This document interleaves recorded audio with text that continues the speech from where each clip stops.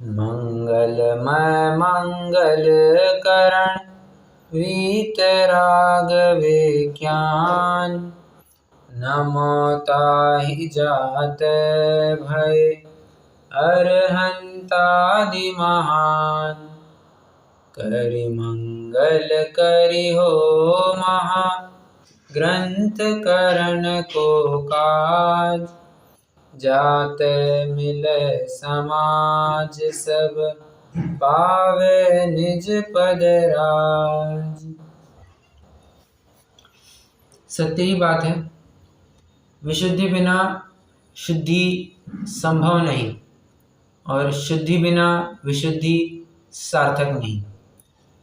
अपने प्रकरण संगत बात कहूँ तो शुभ भाव बिना शुद्ध भाव संभव नहीं और शुद्ध भाव बिना शुभ भाव सार्थक नहीं।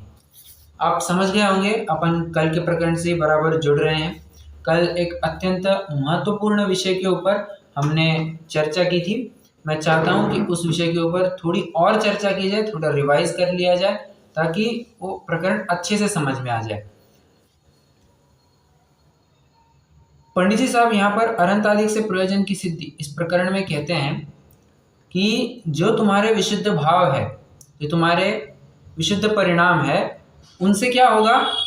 पुनश्च समस्त कषाय मिटाने का साधन है, इसलिए शुद्ध परिणाम का कारण है।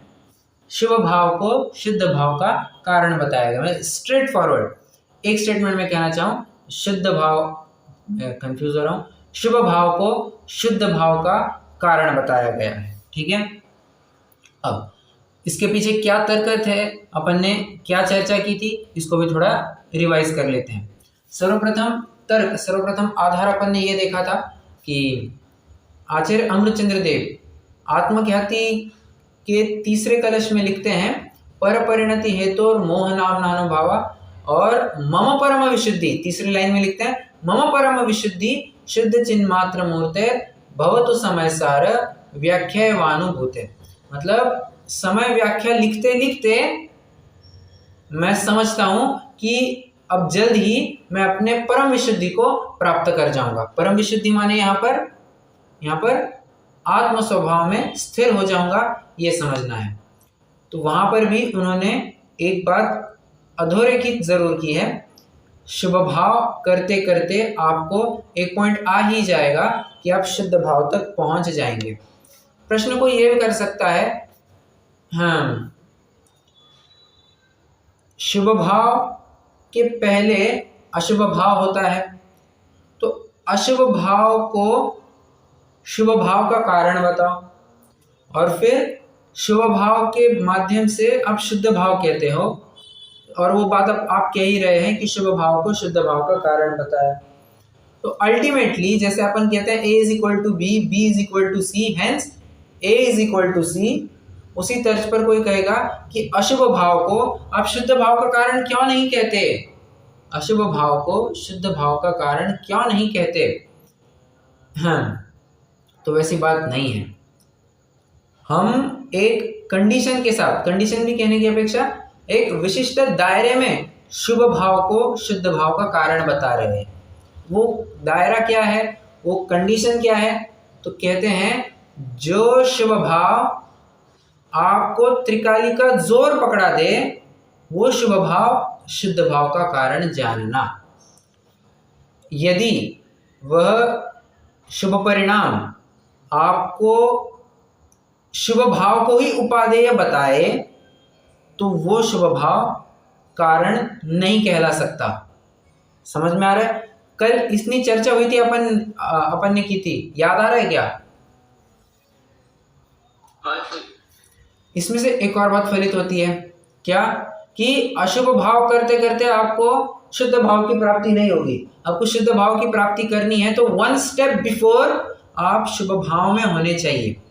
बराबर, देखिए जिस समय में आप शुद्ध भाव में होंगे तब तो फिर ना शुभ है ना अशुभ, तब तो सब बाजू में रह जाएगा। परंतु शुद्ध भाव के पहले तक आपको शुभ भाव ही कार्यकारी होगा। जैसे एक उदाहरण प्राय विद्वान दिया करते हैं, कोई स्वाध्याय में आना बंद कर दे, कारण ये बतलाए कि हमें तो कुछ समझ में नहीं आता है। तो पूछते हैं कि समझ में नहीं आता है तो आप मंदिर में नहीं आते हैं तो क्या करते हैं? मैं जॉब को जाता हूँ, मैं व्यापार धंधे में लग जाता हूँ, मैं घर के कामों में लग जाती हूँ और बाकी से यहाँ वहाँ टहल लेते हैं, घूम लेते हैं, थोड़ा मज़ा कर लेते हैं। तो प्रश्न एक तुरंत पूछ लिया जाता है, तुम घूमते फिरते वक्त, व्यापार धंधा करते वक्त, घर के काम करते वक्त समझ में आता है क्या तुम्हें? कहते हैं वहां कैसे समझ में आएगा? और जो आप कह रहे हैं कि हमें यहाँ समझ में नहीं आ रहा है, सो हमें तो मंदिर में आकर के भी समझ में नहीं आ रहा था, परंतु दोनों में कुछ अंतर है या नहीं है? जी बिल्कुल अंतर है। घर में रह कर के, व्यापार धंधे पर जाकर के हमें समझ में नहीं आएगा, ये बात बिल्कुल सही है, परंतु समझने का जो अवसर हमने उत्पन्न किया था वो अवसर भी नहीं होता है वहां पर। मंदिर में जाने पर, स्वाध्याय में आने पर अवश्य ही समझ में नहीं आ रहा होगा, परंतु समझने के अवसर पूरे पूरे वहां पर बने होते हैं, इसलिए अवसर को नहीं छोड़ सकते। अगर अवसर ही नहीं बनाएंगे तो कैसे हम उस गंतव्य को प्राप्त कर पाएंगे? जब तक हम शुभ भाव में नहीं आएंगे, शुद्ध भाव को कैसे प्राप्त कर पाएंगे? इसलिए हाँ, शुभ भाव करते करते आपको शुद्ध भाव की प्राप्ति हो जाती है। हो जाती है मतलब अवश्य ही अपन को अपनी तरफ से पुरुषार्थ करना होगा, वो शुभ भाव को भी त्यागना होगा। ध्यान से समझना, शुभ भाव हमें एक पॉइंट ऑफ टाइम तक ही ठीक है, द मोमेंट हम शुद्ध भाव में प्रवेश कर जाते हैं हमें शुभ भाव को बाहर ही छोड़ना पड़ता है। सिंपल सी बात है कि जब हम पेपर लिखने जाते हैं तो पिताजी माताजी हमें एग्जाम सेंटर पर छोड़ने आ जाते हैं। हाँ साहब, परंतु उन्होंने हमें पढ़ाया है, इसलिए क्या उनको भी एग्जाम सेंटर में लेकर के जाएंगे क्या? नहीं, उनको बाहर तुम्हें रखना होगा, तुम्हें अकेले को ही एग्जाम हॉल में जाना होगा, पेपर लिख करके आना होगा। और उदाहरण देता हूं, छिलका है, ये तो सामान्य उदाहरण, छिलका है, अंदर केला है, तो छिलके ने क्या बड़ा काम किया है? तो बड़ा काम उसने ये किया है कि अंदर के गरी को सेफ रखा है, बराबर। तो जब हमें केला खाने का प्रसंग बनेगा तब हम उस छिलके को उतारेंगे या छिलके को भी खा लेंगे?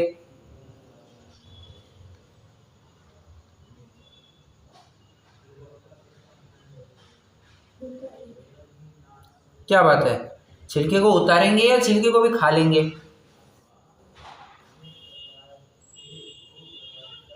उतारेंगे। हाँ बिल्कुल उतारेंगे।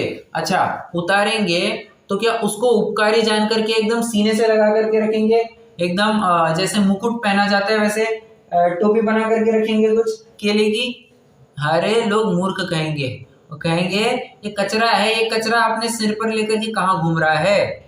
समझ में आ रहा है? मतलब उसका महत्व होता जरूर है, परंतु एक सीमित काल तक ही उसका महत्व होता है, उसके बाद में व्यवहार का, शुभ भाव का अवलंबन त्यागना ही समझदारी है।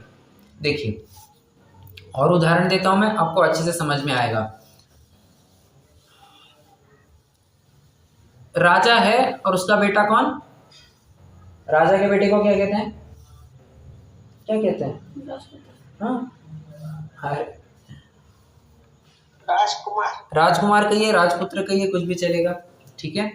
प्रश्न है मेरा, राजा और राजकुमार ये दोनों मित्र है या शत्रु? सोच समझ करके बताना।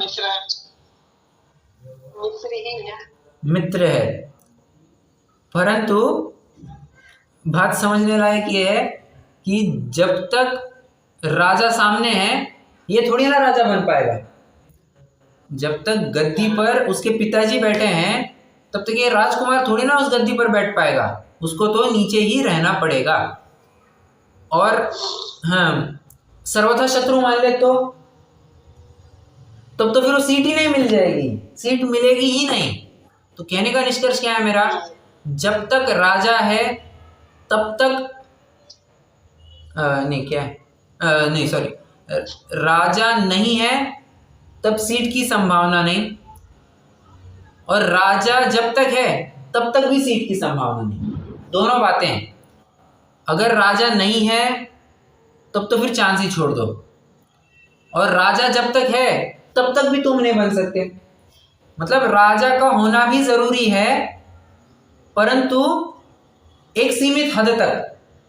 वो लिमिट क्रॉस कर जाए, मतलब टाइम उसका एक्सीड हो जाए, तो उसके बाद में ही वो राजकुमार राजा बन पाएगा। ठीक है, ये उदाहरण था। सिद्धांत तो अपन ने यही घटित करना है कि शुभ भाव एक पर्टिकुलर पॉइंट ऑफ टाइम तक ही कार्यकारी है। शुभ भाव के बाद हमें उसको जबरदस्ती त्यागना ही होगा। अगर नहीं त्यागेंगे तो फिर वो हास्य का पात्र बन जाएगा, इसलिए उसको त्याग देना बहुत बहुत बहुत जरूरी है। पंचास्तिका संग्रह में अंतिम प्रकरण चल रहा है, तो उसमें आचार्य देव लिखते हैं, अब हम पंच परमेष्टि की भक्ति को साक्षात परंपरा मोक्ष का कारण कहते हैं।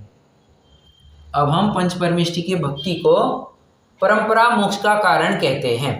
एक तुरंत अगली गाथा में, तुरंत अगली गाथा मतलब इमीडिएट नेक्स्ट, स्याही सूखी भी नहीं, आचार्य देव ने तुरंत कलम चलाई और कहते हैं अब हम पंच परमेष्टि आदि की भक्ति को साक्षात मोक्ष मार्ग में साक्षात अंतराय सिद्ध करते हैं। हो एक गाथा में तो कहा कि परंपरा मोक्ष का कारण, दूसरे गाथा में कहा साक्षात अंतराय है। ये कैसी बात हो गई? कहना चाहते हैं एक पॉइंट ऑफ टाइम तक ही, एक विशिष्ट काल तक ही आपको शुभ भाव का अवलंबन करना होगा। अगर उसके बाद भी अवलंबन करते रहेंगे तो आप कभी भी अपने गंतव्य को प्राप्त नहीं कर पाएंगे। जब बच्चे को तैरना नहीं आता है तो उसको एक डब्बे के सहारे से तैरना सिखाया जाता है, परंतु जब वो तैराक हो जाता है, वो ट्रेंड हो जाता है, उसके बाद में भी अगर वो डब्बा लेकर के ही तैरने की कोशिश करेगा तो हास्य का पात्र होगा। तो हमें हास्य का पात्र नहीं बनना है। एक विशिष्ट काल तक हस्तावलंब पांचवी कलश में क्या कहते हैं आचार्य देव, अमृतचंद्र देव कहते हैं हस्तावलंब, हंत हस्तावलंब। हस्तावलंब क्यों कहा? क्योंकि प्राक पदव्याम मिह निहित पदानाम हंत हस्तावलंब, जो शुरुआत के लोग हैं उनको शुभ भाव में प्रवृत्ति कराई, परंतु उसी में ना अटक जाए, इसलिए हंत ये शब्द भी डाल दिया और कहा कि इसके बाद ये भी हे ही जानना, शुद्ध भाव के सामने तो शुभ भाव भी हे ही है। ठीक है, इसी को अपन और क्या कह सकते हैं? व्यवहार को यहाँ पर निश्चय का कारण, ये प्रकरण की बात कर रहा हूं मैं, व्यवहार को यहाँ निश्चय का कारण बताया गया है। और निश्चय ये जो कारण पने की बात कर रहे हैं यहाँ पर, अनंतर पूर्व क्षणवर्ती पर्याय की बात कर रहे हैं, अनंतर पूर्व क्षणवर्ती कारण की बात कर रहे हैं। आपको याद आ रहा है अपन ने ऐसे कुछ पद पढ़े थे, अनंतर पूर्व क्षणवर्ती पर्याय, त्रिकाली उपादान, ऐसे कुछ पढ़ा है, याद आ रहा है आपको? मोक्ष मार्ग प्रकाशक में, यहाँ ज्यादा दूर नहीं जा रहा हूं मैं।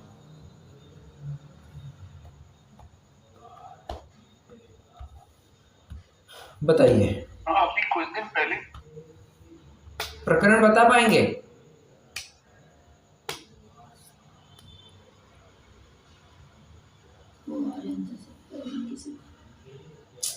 ये वही तो प्रकरण। अरे जब अपन ने अनंतों का स्वरूप पढ़ा था वहां पर तो ये बात आई थी, आई थी या नहीं थी?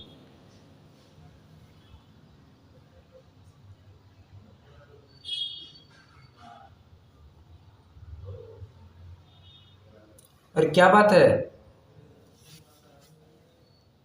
हेलो, आपने ऐसा कुछ शेयर किया था 14वें का अंतिम या उत्तर पर्याय, वो प्रकरण चल ही नहीं रहा है अभी, वो प्रकरण चल ही नहीं रहा है। समय आया तो ये अनंतर वर्ड जो यूज किया ना आपने, मैं ये कह रहा हूं। हाँ, पर वो अनंत आदि से प्रयोजन की सिद्धि नहीं, कहाँ गया वो? तो अभी पूज्यत्व का कारण इसके अंतर्गत लिया था अपन ने, वो प्रकरण है भी नहीं अभी। मैं तो ये पूछ रहा हूँ अनंतर पूर्वक क्षणवर्ती पर्याय और त्रिकाली उपादान, ऐसे दो शब्दों का जिक्र हमने अभी कहाँ किया था? दोनों शब्दों का जिक्र एक साथ अरंतों के स्वरूप में देखा था अपन ने। कैसे? जो गृहस्थपना त्याग कर मुनि धर्म अंगीकार करके, ये हो गया अनंतर पूर्वक क्षणवर्ती पर्याय। और त्रिकाली उपादान, उपादान त्रिकाली उपादान क्या है? निज स्वभाव साधन। समझ में आ रहा है या बाउंसर जा रहा है? नहीं समझ में आ रहा है तो इसमें तो अब मैं एक्सप्लेन नहीं कर सकता। क्यों? क्योंकि ये पूरा प्रकरण अपन अच्छे से चर्चा करके आ चुके हैं। समझ में आ रहा है क्या?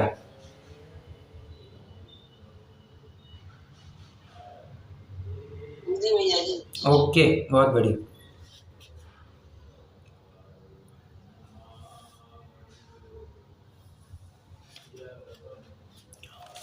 चलिए पढ़ते हैं जरा। अभी पेज नंबर 7 पर आइए। कल्पना प्रकरण कहाँ तक आया था? जितने अंशों में वह हीन हो उतने अंशों में यह प्रकट होता है। इस प्रकार अनंत आदि द्वारा अपना प्रयोजन सिद्ध होता है। इसमें आचार्य अमृतचंद्र के पुरुषार्थ सिद्धि उपाय के 3 श्लोक याद करना बहुत कार्यकारी हो जाएगा। कौन से 3 श्लोक? येनांशेन तु राग तेनांशेनास्य बंधनम भवति, येनांशेन सुदृष्टि तेनांशेनास्य बंधनम नास्ति। आगे येनांशेन तु राग तेनांशेनास्य बंधनम भवति, और येनांशेन तु ज्ञान तेनांशेनास्य बंधनम नास्ति। और तीसरा क्या होगा? चरित्र की बात। येनांशेन तु राग तेनांशेनास्य बंधनम भवति, और येनांशेन सुचरित्र, ऐसा कुछ है, वो शब्द नहीं याद आ रहा है। तेनांशेनास्य बंधनम नास्ति, मतलब जितने जितने अंश में, येनांशेन मतलब जितने अंश में, येन अंशेन। नहीं तो कोई मराठी वाला अगर होगा तो Shane Shane Shane Shane Shane, मतलब यहाँ पर मराठी में शेन मतलब होता है काउडंग, गाय की टट्टी, गाय भैंस की टट्टी को क्या कहते हैं? शेन कहा जाता है। ठीक है, मराठी में। तो वो वाला अर्थ यहाँ पर बिल्कुल भी मत लगाना, ये संस्कृत चल रहा है। और शेण है, वो बाण वाला न है मराठी में, यहाँ पर न नल का न है। ठीक है, तो येन अंशेन तु राग, जितने अंश में राग है उतने अंश में बंध होगा, और जितने अंश में सम्यक दर्शन है, ज्ञान है, चारित्र है, उतने अंश में अबंधता पाई जाएगी, बंध नहीं होगा। ये बात यहाँ पर कही है। इसमें एक आप फॉर्मूला भी आप लगा सकते हैं। वितरागता एंड विज्ञानता, वितराग विज्ञानता है, अखंड लिखिए। वितराग विज्ञानता इनवर्सली प्रोपोर्शनल टू घाती कर्म। इनवर्सली प्रोपोर्शनल कैसे लिखेंगे? एक साइन निकालिए, रॉन्ग कैसे करें अभी, अल्फा का साइन निकालिए अगर आपको समझ में आ रहा होगा तो। 1 अपॉन घाती कर्म। ठीक है, नहीं समझ में आ रहा है तो कोई दिक्कत नहीं, ये तो बस एक एक्स्ट्रा इंफॉर्मेशन था आपके लिए।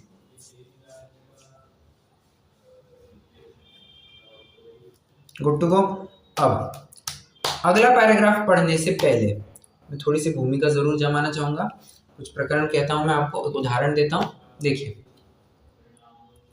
हमें कोई वस्तु अच्छी लगती है, जैसे हमारा बेटा है, तो अच्छा लगता है। तो कैसे अच्छा लगता है? कोई उसको एक विशिष्ट दायरे में ही अच्छा लगता है या सर्वांग से अच्छा लगता है? अपना छोटा बेटा है, वो सर्वांग से अच्छा लगता है या किसी विशिष्ट गुण या किसी के वजह से ही वो अच्छा लगता है? सर्वांग से अच्छा लगता है। सर्वांग से अच्छा लगता है तो हम क्या करना चाहते हैं? जो भी वस्तु हमें अच्छी लगती है, हम उसको किसी न किसी प्रकार से छूना चाहते हैं, किसी न किसी प्रकार से उससे बात करना चाहते हैं, किसी न किसी प्रकार से उसे देखना चाहते हैं, किसी न किसी प्रकार से उसके शब्द सुनना चाहते हैं, और हो ना हो निरंतर उसके विचार तो करते ही रहते हैं।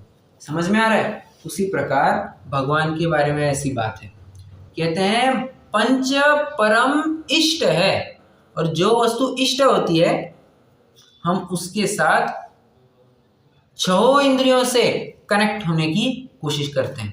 अवश्य यहाँ पर रसनेंद्रिय घ्राणेंद्रिय तो लगेगा नहीं, बट सांकेतिक रूप से कहना चाहता हूँ कि सभी इंद्रियों के माध्यम से हम भगवान से कनेक्ट हो सकते हैं। कैसे, पढ़िए जरा। अथवा अरहंतादि के आकार का अवलोकन करना। आकार का अवलोकन कौन सा इंद्रिय है? चक्षु। बराबर। या स्वरूप विचार करना, किसकी बात है?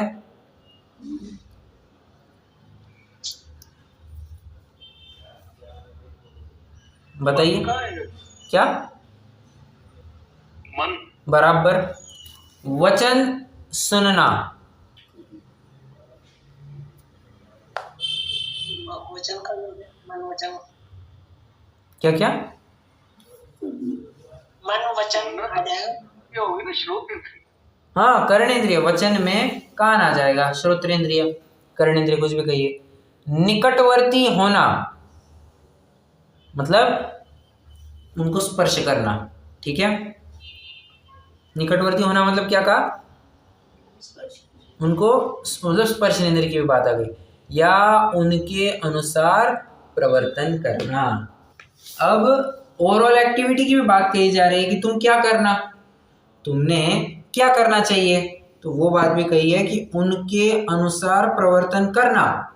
मैं कहूँ उनके अनुसार प्रवर्तन करना, ये सबसे बड़ा गुण है। अकॉर्डिंग टू मी ये सबसे बड़ा गुण है। कैसे? अरे एक करोगे तो सब आ ही जाएंगे। आपने उनके अनुसार प्रवर्तन किया, सबसे पहली बात तो आपको ऊपर के पॉइंट्स में उलझना ही नहीं पड़ेगा। देखिए बहुत बड़ी बात है, फिर से कहता हूं, उनके अनुसार प्रवर्तन करना, अगर इसको फॉलो कर लेते हैं तो क्या होगा साहब? ये होगा, ऊपर अभी हमने जितने जितने भी इंद्रियों के माध्यम से प्रवृत्ति करते हैं ये बताया ना, इसको कुछ करने की जरूरत नहीं है। क्यों? अरे हाँ, हम उनके अनुसार प्रवर्तन करेंगे तो हम भी अशरीर बनेंगे या नहीं बनेंगे? बिल्कुल बनेंगे। हम भी अशरीर बनेंगे तो चक्षु आदि के माध्यम से हम क्यों देखेंगे? समझ में आ रहा है? बहुत जबरदस्त और पावरफुल पॉइंट है ये। इत्यादि कार्य तत्काल ही निमित्त भूत होकर रागादिक को हीन करते हैं, जीव अजीव आदि के विशेष ज्ञान को उत्पन्न करते हैं। इसलिए ऐसे भी अरहंतादिक द्वारा वीतराग विशेष ज्ञान रूप प्रयोजन की सिद्धि होती है। किसी को यहां तक कोई प्रश्न है?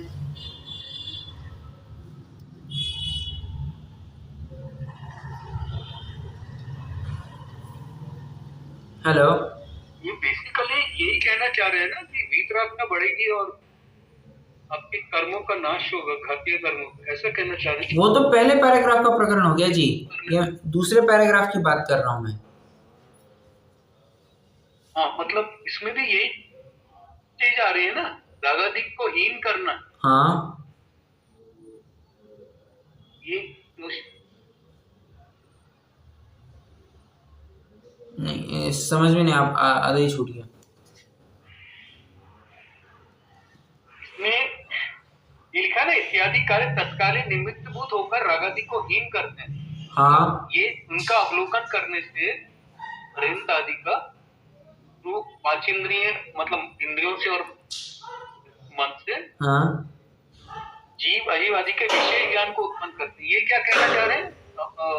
विशेष ज्ञान को उत्पन्न करते हैं, विज्ञानता को उत्पन्न करते हैं या भेद ज्ञान को उत्पन्न करते हैं।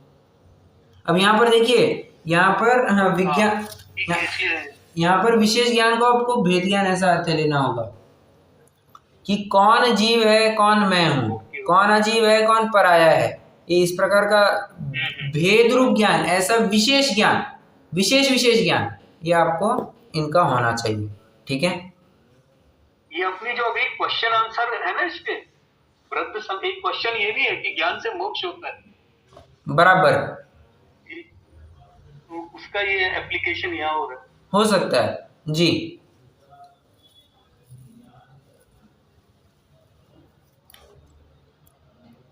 चलिए, इसलिए ऐसे भी अरहंत आदि द्वारा वितराग विशेष ज्ञान रूप प्रयोजन की सिद्धि होती है। ऐसे भी कहा है, ऐसे भी कहा है मतलब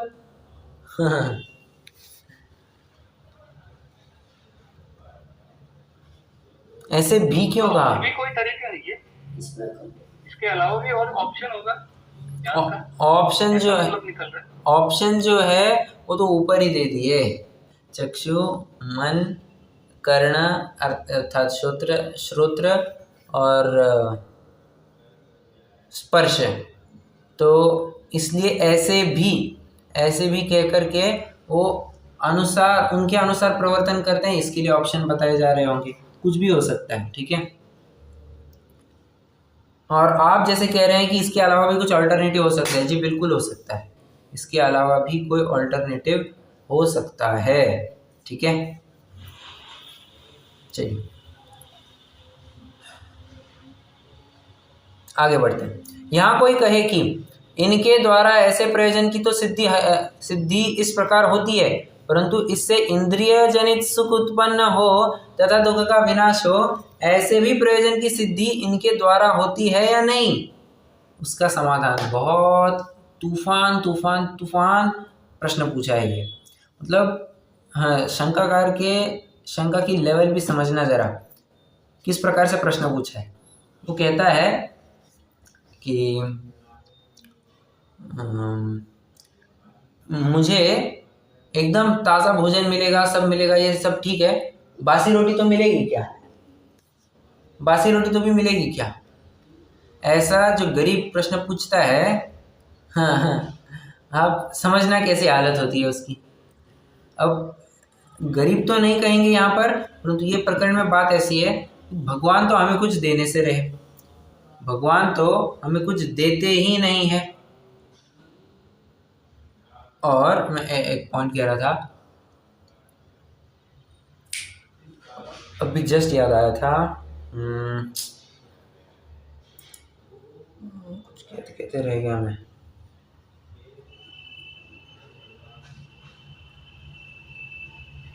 ठीक है, फिर से ख्याल में आएगा तो बताऊंगा।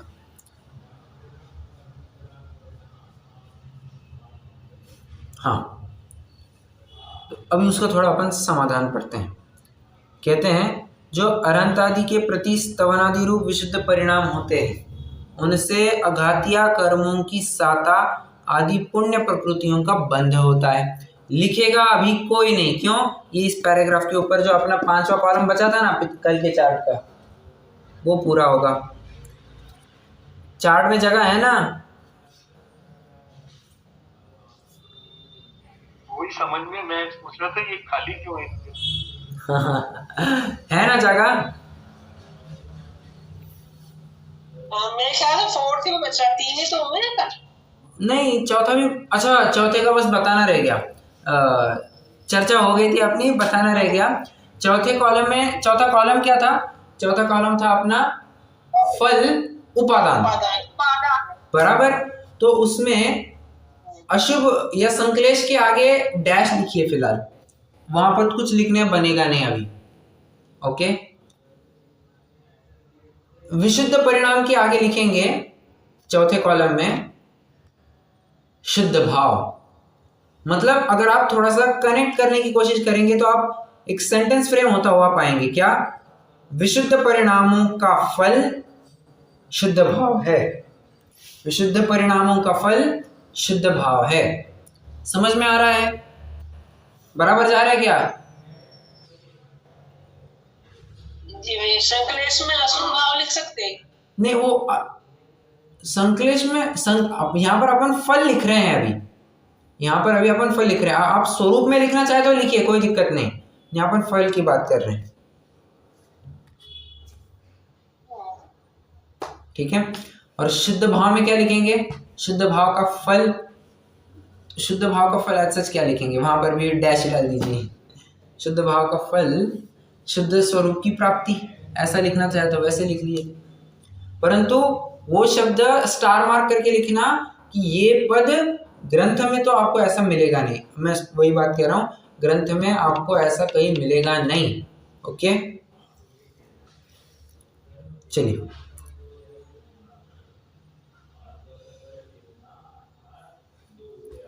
कहाँ से प्रकरण चालू हुआ था अपना?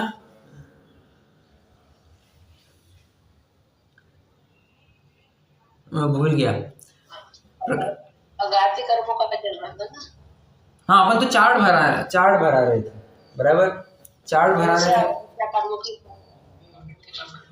बराबर। अभी पांचवा पढ़ लेना। एक मिनट, सुने नहीं दिया।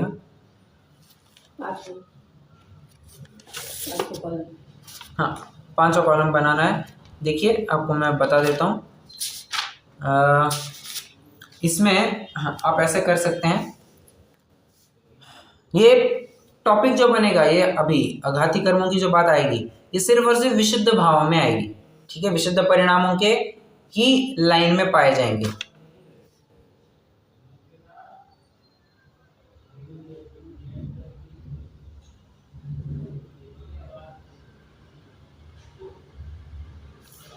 क्या लिखेंगे? आप पहले लिख लीजिए, फिर अपन ग्रंथ में से पढ़ेंगे तो आपको आराम से समझ में आ जाएगा। देखिए, हाँ, विशुद्ध परिणाम करने से आघाती कर्मों में क्या होता है, जरा आप बताइए। चलिए, आप बताइए, आपका दिमाग कितना तेज दौड़ता है। विशुद्ध परिणामों से आघाती कर्मों में क्या होता है?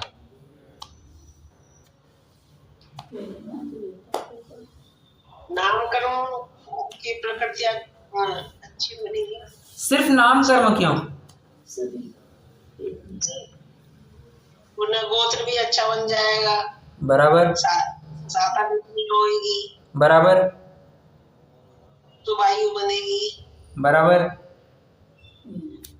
चारों का हो। सातावेदनी के बारे में आपने कहा, आयु की बनेगी, बराबर बराबर, ठीक है। तो इसी को हम क्या कह सकते हैं? विशेष पुण्य बंध। ये अपन ने क्या कहा? विशेष पुण्य बंध हो रहा है। ओके, दूसरा क्या इंपैक्ट होगा? आप लिखिए, विशेष पुण्य बंध, ये पहला पॉइंट लिखना है आपको। विशुद्ध के आगे आपको पहला पॉइंट लिखना है, विशेष पुण्य बंध।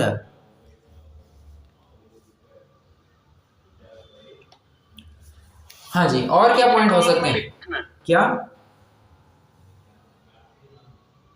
कि आप जो अभी लास्ट में है विशुद्ध पुण्य बंध, ये कौन से कॉलम में लिखना है? फिफ्थ। अच्छा, पहला पॉइंट लिखना है विशेष पुण्य बंध। दूसरा पॉइंट क्या होगा? विचार कीजिए, सोचिए।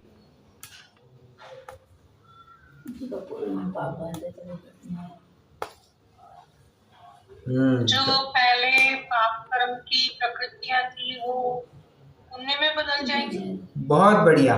जो पाप की प्रकृतियां थी वो पुण्य में कन्वर्ट हो जाएगी। इसी के लिए आप ऐसे लिख सकते हैं, पहले तो लिखिए पुण्य, एरो करके लिखिए, नहीं सॉरी, क्या कहा मैंने, पाप, एरो करके लिखिए पुण्य, ठीक है। और वो जो एरो थोड़ा बड़ा निकालिए, ठीक है, और फिर उस एरो के ऊपर लिखिए संक्रमण। ये आपको एट अ ग्लांस समझ में आना चाहिए कि पाप संक्रमित हो जा रहा है पुण्य में, ठीक है। और एक कारण है, फल है यहाँ पर, और एक बात है, क्या होगा जरा विचार कीजिए। संक्रमण से बहुत मिलती जुलती है बात।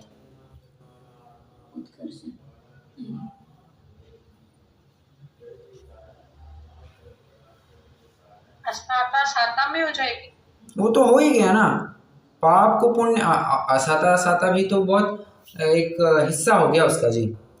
पाप को पुण्य में कन्वर्ट करना, ये इसमें सब कवर हो जाता है। फिर भी एक पॉइंट बच रहा है। अरे जो पूर्व में बांधे हुए, हाँ बोलिए। मैंने आप ही बोली। जो पूर्व काल में बांधे हुए तीव्र आघाती कर्म थे, उनका परफेक्ट, बहुत बढ़िया, अपकर्षण हो जाता है। अपकर्षण मतलब क्या? स्थिति अनुभव घटा दिया। 100 डिग्री के प्रभाव से 10 साल के लिए काम होने वाला था, अब तो क्या हो गया, 10 दिन में सिर्फ 50 डिग्री इंटेंसिटी से ही वो कर्म अपना फल दिखा रहा है, पाप का कर्म। मतलब हुआ क्या, नहीं हुआ, काम हुआ ना, मतलब आघाती कर्मों में भी ये पाया जाता है। ठीक है, अब 2 मिनट जरा लिखना रोक दीजिए। आप एग्जैक्टली उसी कॉलम में देखिए, तीसरे कॉलम में क्या लिखा है आपने, जो अभी 3 पॉइंट लिखे उसी के लाइन में आपने तीसरे कॉलम में क्या लिखा है, अपकर्षण लिखा था उसमें, और मंद बंद अपकर्षण। बहुत बढ़िया। अब प्रश्न मेरा ये है, यहाँ पर पाप को पुण्य में संक्रमित करना, ये वाला पॉइंट क्यों नहीं दिया? समझ में आ रहा है? पाप को पुण्य में कन्वर्ट किया, ये वाला पॉइंट तीसरे कॉलम में क्यों नहीं डाला? संक्रमण क्यों नहीं लिया? हाँ, संक्रमण क्यों नहीं दिया? विचार कीजिए, सोचिए।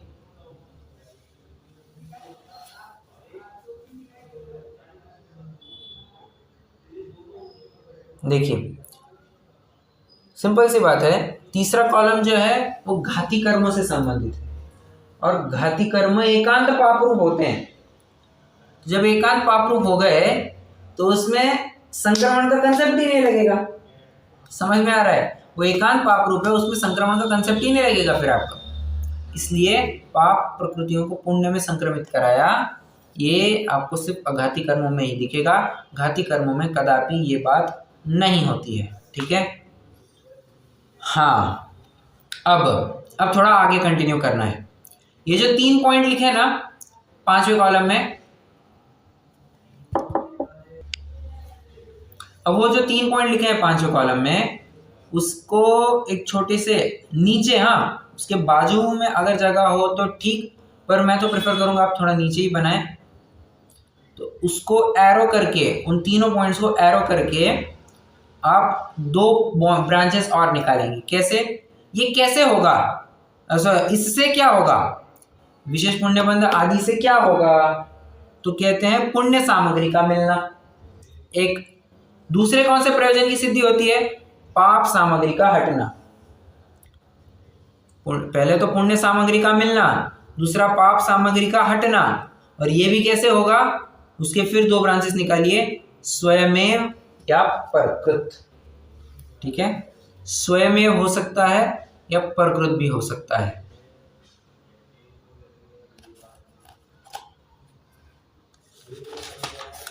लिख के हो गया? नहीं होगा तो बताइए, मैं आपको फिर से दोहराता हूं।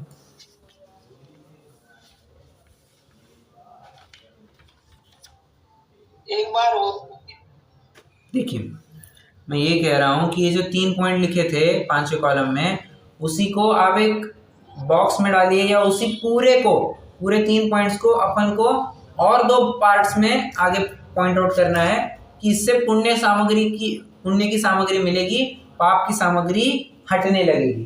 ठीक है, और ये कैसे होगा?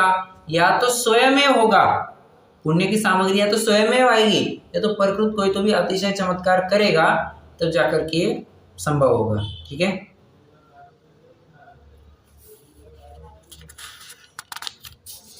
ओके।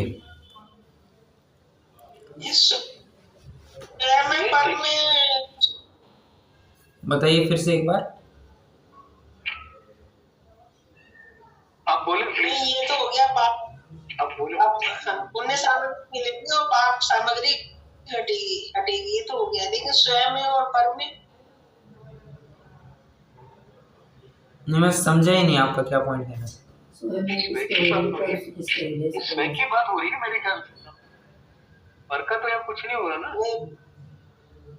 भैया ने स्वयं में भी बोला, शायद पर में भी बोला, या मैं नहीं समझ। पर में नहीं, परकृत। मतलब कह रहे हैं पुण्य की सामग्री कैसे मिलेगी? परकृत, कोई दूसरा ला करके देगा मतलब निमित्त रूप होगा। या तो स्वयं में भी तुम्हारे कर्म का वैसा उदय होगा कि बिना कोई कुछ करे आपको अपने आप ही निमित्त मिल जाएंगे। ठीक है, चलिए। अब ये पैराग्राफ तो वैसे बहुत बड़ा है। एक मेरा ये था, हाँ, ये हाँ। जो आपने कि जो इसमें बताया ना 3 पॉइंट्स में, सेकंड में जो पाप प्रकृतियां संक्रमित होके पाप पुण्य रूप कन्वर्ट हो जाता है, वो ये चीज जो दूसरा वाला कॉलम है उसमें, हाँ उसमें अपन इसका जिक्र क्यों नहीं किया यहाँ पे? संक्रमण यहाँ नहीं होगा, अरे वही तो वहाँ बात आकर्षण हो रहा है। वही तो बात कह रहा था मैं थोड़ी देर पहले। अरे डॉक्टर साहब कहाँ हैं आप? 5-10 मिनट पहले वही तो बात चली अपनी। नहीं वो जो रिकंटिन्यू किया ना तो गैप हो गया, अच्छा टाइम लगा मुझे। ओके ओके, देखिए पॉइंट ऐसा है कि हाँ, तीसरे कॉलम में नहीं लिखा, यही कह रहे हैं ना संक्रमण को।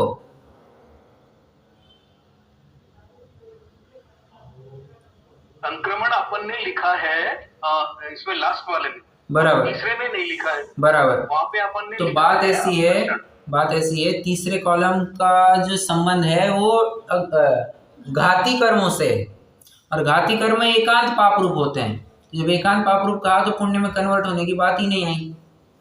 समझ में आ रहा है? इसलिए संक्रमण का पॉइंट वहां लिखा नहीं अपन ने। समझ में आया भाई? ओके हाँ, कितने हो गए? 46 हो गए। जैसे प्रकरण तो थोड़ा बड़ा है, ये पैराग्राफ लंबा खींचेगा। ठीक है, देखते हैं कल जितना हो पाएगा अपन कल करेंगे। अभी तो अपन रुक जाते हैं, जैसे समय भी अपना हो ही गया है। चलिए रुकते हैं अपन।